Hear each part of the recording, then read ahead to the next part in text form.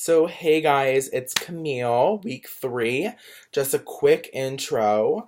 So sorry this couldn't be a mukbang, guys. Ate all of my food again before this video. Should have learned from my past mistakes. But then I took a nap, woke up, and here I am, guys. I do have some Halloween candy over there, but I feel like it's a little too early for that, and I did buy a lot of pumpkin spice things. So let's just wait until Halloween comes around. Maybe I can do a Halloween candy mukbang. But we have so much to talk about, so let's just go right into the topics. So for this week, there was a lot of key concepts and kind of information to learn about. First, social vulnerability. With all the articles we read, I thought they were really interesting. But to me, I really liked the video and I loved learning about this one statistic they talked about was that um, around 90% of people knew that they were in danger, or like in danger, or like there could be a lot of damage in the area they were in from a natural disaster, but less than 50% of people knew what to do if an actual natural disaster hit.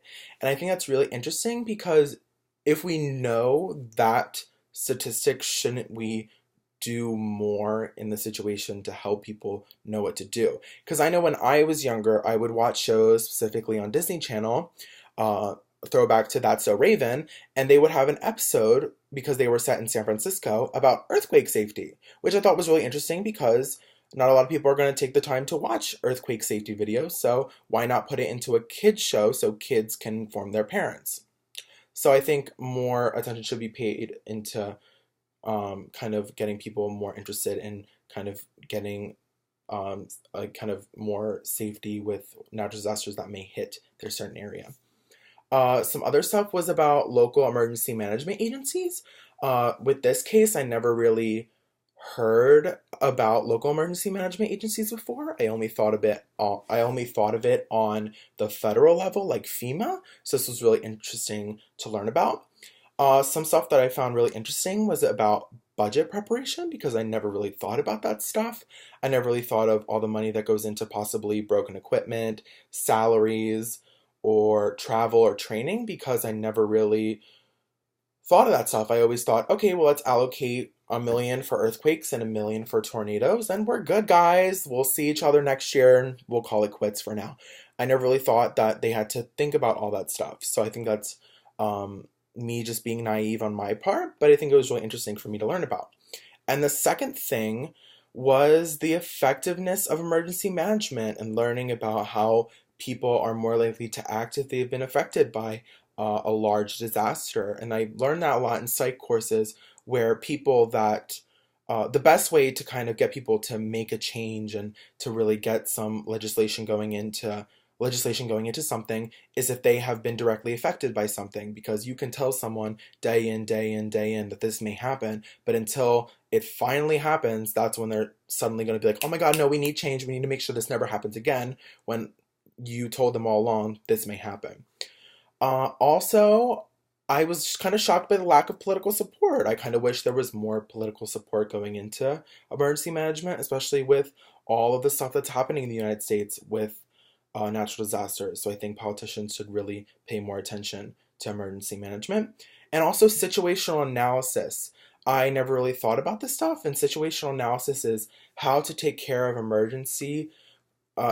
how to take care of an emergency without increasing casualties or damage. And I think that's really interesting because a natural disaster may take a huge number of lives, and you don't, and like the emergency management workers don't really want to increase that number. So I think it's really important to kind of have analysis to see what works the best and what doesn't increase casualties or damage. My muddiest point would have to be capability assessment. I felt like the explanation was a little weak. I didn't get it. I felt like as soon as I learned what that was, there was boom, another term. And I was like, no, no, I don't get this. I don't get this. Like, why are you putting another term? And then as soon as that term came up, boom, there was another term. And I was like, oh my God, you are putting all these terms on me. I do not get it. Please help me. So it was a lot to process, and I just kind of had a hard time learning about capability assessment. And my question for an in-class discussion would be, what do you think can be done to further interest politicians in emergency management?